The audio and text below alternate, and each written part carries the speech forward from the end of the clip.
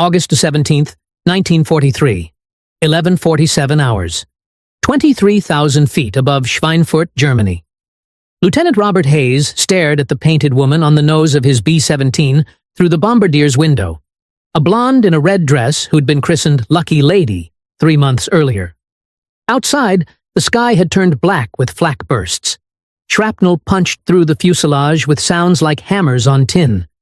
German fighters were diving through the bomber formation, their cannon fire tearing apart flying fortresses that tumbled toward Earth, trailing smoke and flame. Hayes touched the glass, where Lucky Lady's painted face smiled up at him, oblivious to the chaos. His gloved finger left a smudge on the plexiglass. "Keep us alive, baby," he whispered into his oxygen mask. "Just get us home." The superstition was irrational, and Hayes knew it. Paint on aluminum couldn't stop flak or deflect bullets. The blonde woman with the impossible figure and the come-hither smile was just pigment applied by Tony Starcer, an armorer who'd been an art student before the war. But Hayes had touched that painted face before 16 previous missions, and he'd come home from all 16. Today would be 17. Today was Schweinfurt, the deepest penetration into Germany yet, the most heavily defended target. The mission everyone knew would be a bloodbath. Today, Hayes needed every bit of luck that paint and superstition could provide. 300 yards to his left, a B-17 called Dragon Lady took a direct hit from an 88mm shell. The bomber exploded instantly, becoming a fireball that consumed 10 men before any of them could reach their parachutes. Hayes watched pieces of the aircraft tumble through the formation. A wing section, the tail assembly, something that might have been a body. Dragon Lady's nose art had featured a redhead in a green dress breathing fire. The painted woman hadn't saved her crew, but Hayes touched his glass again anyway, because what else could he do at 23,000 feet while German shells were trying to kill him? When graffiti became guardian angels, the tradition had started casually, almost accidentally, during the summer of 1942, when the 8th Air Force was establishing its bomber bases across England. Crews were arriving from the United States with brand new B-17s and B-24s painted in standard olive drab camouflage. Anonymous machines identified only by serial numbers stenciled on tails and fuselages. The bombers were identical, except for minor variations in equipment, making it difficult for crews to identify their specific aircraft quickly during the chaos of mass takeoffs when dozens of bombers were launching simultaneously. Someone, nobody remembered exactly who, though several different bomber groups claimed the distinction, solved the identification problem by painting a name on his aircraft nose in large letters visible from a distance. The name was followed quickly by artwork to accompany it, because names alone seemed insufficient personalization for machines that crews were entrusting with their lives. The designs followed informal conventions that everyone understood without needing written guidelines. Pin-up girls represented roughly 60% of all nose art. Women in various states of dress, ranging from modest to provocative, but rarely crossing the line into explicit nudity that would violate military decency standards. The women were always attractive, usually smiling, often posed in ways that suggested sexuality without depicting actual sexual acts. They existed in fantasy realm where femininity was uncomplicated and universally appealing. Cartoon characters made up another 20%. Disney characters were especially popular after Walt Disney Studios established a program providing official insignia designs to military units. Bugs Bunny appeared frequently, as did Donald Duck, and various original cartoon creations that crews invented. The cartoons served similar psychological function as pin-ups, but with humor replacing sexuality as the primary emotional appeal. The remaining 20% included patriotic symbols, fierce animals, weapons, abstract designs, and portraits of real people: girlfriends, wives, mothers, sisters, even occasionally crew members themselves. Some bombers were named after places, cities, states, regions that represented home to crew members who wondered if they'd ever see those places again. The rituals that made metal sacred. The The painted women weren't just decoration. They became focus of elaborate superstitious rituals that crews developed and maintained with religious fervor. The transformation from artwork to spiritual talisman happened gradually, but inevitably, as crews flew repeated missions and discovered that survival depended on luck as much as skill or equipment. The statistics were brutal, and everyone knew them. During 1943, loss rates averaged approximately 4% per mission. A cruise tour was set at 25 missions, the number required before rotation back to the United States. Simple mathematics revealed the ugly truth. 4% losses per mission meant approximately 36% probability of completing the required tour. Worse than a coin flip. Worse than Russian roulette with 2 bullets in the cylinder. These odds weren't abstract numbers discussed in planning rooms. Every crew watched other bombers go down during every mission. They saw aircraft explode from direct hits, saw them spiral toward Earth with engines trailing flame, saw parachutes blossoming, or failing to blossom, as men bailed out of dying machines. The violence was immediate, visible, and psychologically devastating in ways that ground combat rarely achieved. Infantry soldiers were killed by bullets and shells they never saw coming. Bomber crews watched their friends die in front of them, and knew their own deaths might come the same way on the next mission. The painted women became psychological anchors that helped crews manage fear that was entirely rational. Lieutenant Hayes and his crew on Lucky Lady developed specific ritual. Before every mission, all 10 crew members would gather beneath the nose art.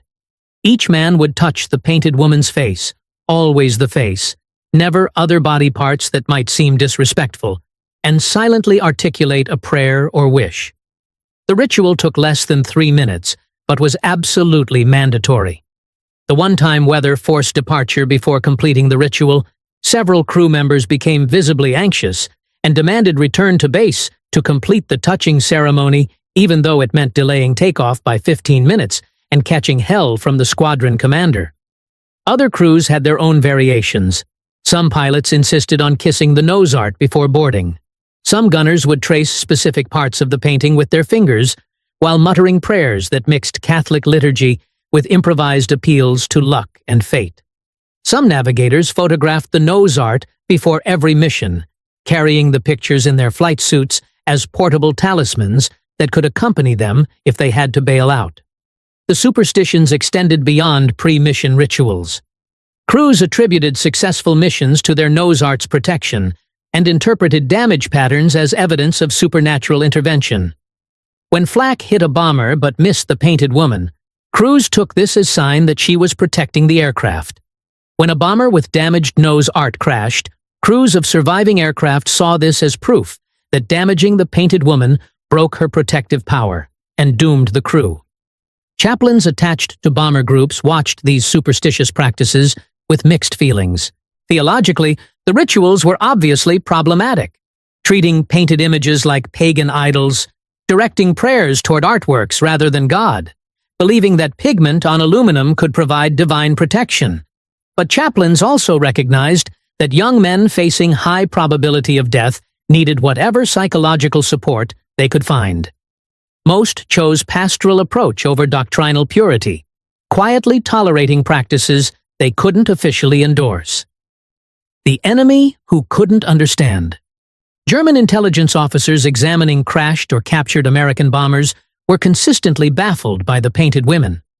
The images seemed to serve no military purpose, yet American crews clearly invested substantial time and resources in creating and maintaining the artwork.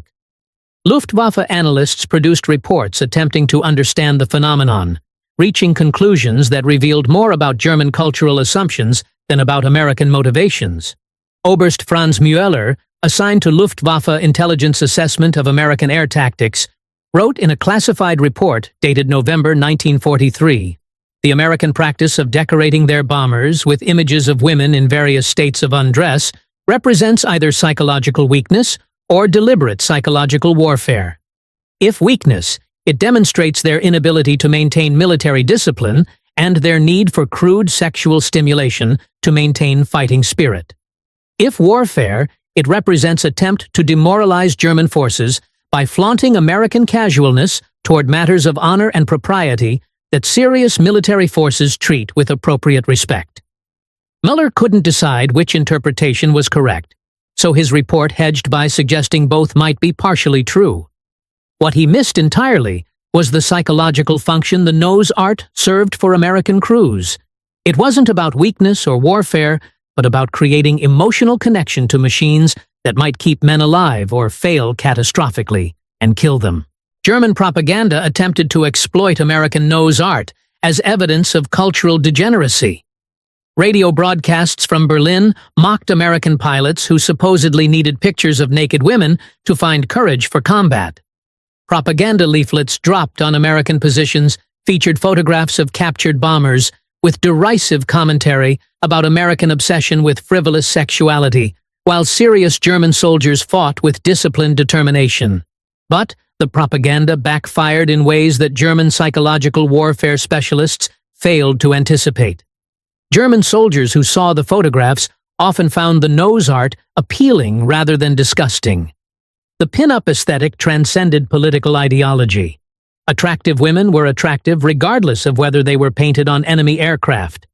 Some German troops collected photos of American nose art the way they collected other war souvenirs, fascinated by the craftsmanship and creativity that went into the designs. Luftwaffe pilot Hans-Joachim Marseille, one of Germany's top aces before his death in September 1942, had written in his diary about encountering American bombers with elaborate nose art during operations in North Africa.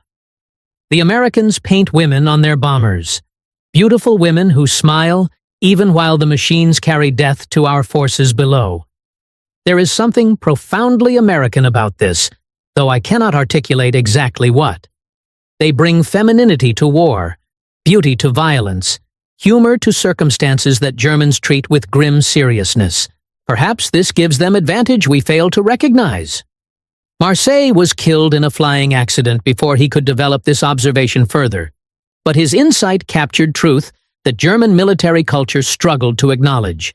The nose art represented characteristically American approach to warfare that combined serious military purpose with individual expression, humor, and refusal to treat war as totally consuming activity that eliminated all other aspects of human personality.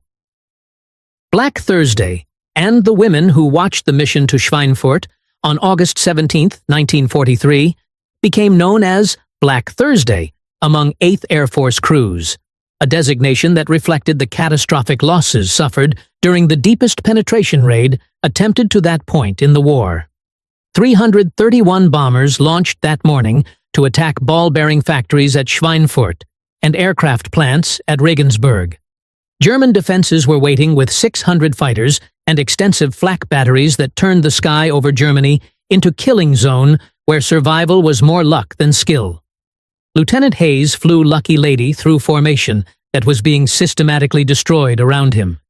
He watched bombers explode, saw them break apart in mid-air, counted parachutes that emerged from stricken aircraft, sometimes many, sometimes just a few, sometimes none at all, when aircraft exploded too quickly for crews to bail out. The bomber on his right wing took cannon fire that killed the pilot and co-pilot simultaneously, sending the aircraft into uncontrolled dive that nearly collided with Lucky Lady before it spiraled away toward Earth 3 miles below.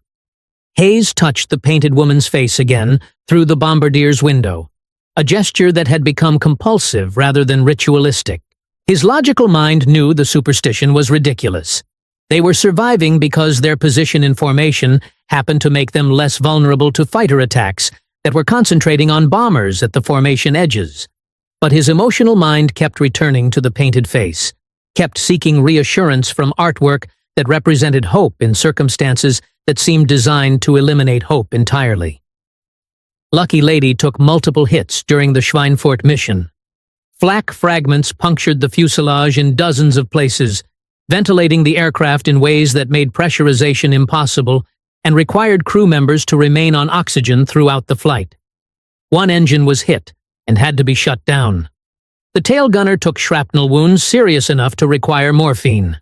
The radio compartment caught fire, and had to be extinguished by the radio operator using a handheld extinguisher while fighting flames at altitude where oxygen starvation made every physical exertion exponentially harder. But Lucky Lady kept flying. Hayes wrestled the damaged bomber back across Germany, across France, across the English Channel, and finally to an emergency landing at a coastal airfield because the aircraft couldn't maintain altitude required to reach its home base at Bassingbourn. The bomber touched down with 3 engines, damaged hydraulics, and structural damage that would require 2 weeks of repair work before it could fly again. Of the 331 bombers that launched that morning, 60 were lost, an 18% casualty rate in a single mission. Another 27 were so damaged they never flew combat again. The human cost was approximately 600 men killed or captured. The 8th Air Force had suffered its worst losses of the entire war in an operation that demonstrated daylight bombing might not be sustainable at these casualty rates. Hayes and his crew stood beneath Lucky Lady after landing, staring up at the nose art that was now covered in soot and hydraulic fluid, but otherwise undamaged despite the dozens of holes throughout the rest of the aircraft. The painted woman's smile was still visible through the grime. Her red dress was still bright. Her face showed no damage from flak that had torn through metal surrounding her. "She brought us home," the co-pilot said quietly. Nobody contradicted him. They'd all touched her face before takeoff. They'd all made it back alive. Superstition didn't require proof when belief itself was providing the psychological strength needed to keep flying missions that killed 18% of participants. The mockery that became icon. The painted women on American bombers served unintended function as psychological warfare that demoralized German forces in ways that strategic planners had never contemplated. The images communicated confidence that was maddening to German defenders who were watching their country being systematically destroyed by forces that seemed casual about the entire enterprise. Luftwaffe pilot Josef Priller, who flew defensive missions throughout 1943 and 1944, later wrote about the psychological impact of encountering formations of American bombers adorned with cheerful nose art. They came in daylight, in formations so large they blocked the sun. The bombers carried names like Beauty Queens, Memphis Belle, Dragon Lady, Lucky Lady. Their noses were painted with women who smiled as if war was entertainment. The message was clear. We can destroy you while laughing. We can bring beauty to your skies moments before dropping destruction on your cities. We are so powerful, we can afford to decorate our weapons. This interpretation wasn't quite accurate. American crews weren't decorating their bombers to intimidate enemies, but to maintain their own morale. But the psychological effect was real, regardless of intent. German forces watched American bombers destroy their cities and industrial facilities while displaying artwork that suggested Americans weren't even taking the war seriously. The disconnect between the destruction being delivered and the cheerful images delivering it created cognitive dissonance that was genuinely demoralizing. German propaganda's attempt to portray American nose art as evidence of cultural weakness backfired completely. Instead of convincing German soldiers that American assumptions distinguished American forces from both Axis and other Allied militaries, creating combat culture that was characteristically American in ways that were difficult for others to understand or replicate. The painted women who'd driven Germans crazy served multiple functions simultaneously: identification aids, morale boosters, psychological talismans, cultural expressions, and inadvertent psychological warfare. They were simultaneously trivial decoration and critically important emotional anchors. They were superstition, acknowledged as irrational, but practiced anyway, because belief itself provided value regardless of whether supernatural mechanism was real. Lieutenant Robert Hayes completed his 29 missions and returned to Tennessee in March 1944. He carried photographs of Lucky Lady's nose art, touched them before important events in his civilian life, and told stories about the painted woman who'd brought him home from 29 missions over Germany. His children grew up hearing about Lucky Lady like she'd been actual person, rather than artwork on aluminum bomber. His grandchildren inherited the photographs and the stories, passing them forward through generations who never experienced combat, but understood that their grandfather had survived circumstances that killed many of his peers, partly through skill and courage, but also through luck that he'd chosen to believe was channeled through painted women smiling from bomber nose.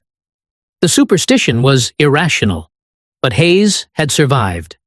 Lucky Lady had brought him home 29 times. Paint on aluminum couldn't provide protection, except that maybe it could, if belief in protection helped maintain psychological resilience that kept crews functioning effectively during combat, that would have broken men who lacked whatever psychological supports they could find. The painted women didn't save lives through supernatural intervention. They saved lives by helping maintain morale in combat. If we're soft and undisciplined, the propaganda inadvertently conveyed that Americans were so confident of victory they could afford to treat war like sporting event rather than life-or-death struggle. This perception, however inaccurate, undermined German morale in ways that strategic bombing planners would have deliberately attempted if they'd understood the psychological mechanism at work. The legacy that outlasted the paint, 70 years after the last bombing mission over Germany, restored B-17s and B-24s fly at air shows with nose art carefully recreated by artists studying photographs from the 1940s. The images are identical to originals painted by men like Tony Starcer under very different circumstances, not for historical recreation, but for psychological necessity, creating artwork that helped maintain morale among crews facing high probability of death. Modern viewers see the nose art as nostalgic reminder of the greatest generation, charming relics from era when American power was ascending and victory seemed inevitable in retrospect. But for the men who flew with those painted women watching over them, the images represented something more desperate and immediate than historical nostalgia. They were hoping painted faces would somehow provide protection that training and equipment couldn't guarantee. They were creating illusion of control through superstition, because actual control was impossible when flying through flak barrages and fighter attacks that killed randomly regardless of skill or courage. The Germans who'd been confused and disturbed by American nose art had been responding to genuine cultural difference. American military culture assumed individual expression could coexist with military discipline, that humor wasn't incompatible with serious purpose, and that morale mattered as much as equipment in determining combat effectiveness. These effectiveness among men facing circumstances that should have destroyed anyone's ability to keep fighting. The Germans never understood this. They saw weakness where there was actually strength, psychological resilience built through cultural practices that acknowledged human need for hope, beauty, and illusion of protection even in circumstances that seemed designed to eliminate all three. The painted women drove Germans crazy because they represented American approach to warfare that was simultaneously serious and irreverent, deadly and playful, professional and deeply personal. They were America's secret weapon, not because paint provided protection, but because belief in protection helped maintain fighting spirit that won wars as surely as steel and explosives.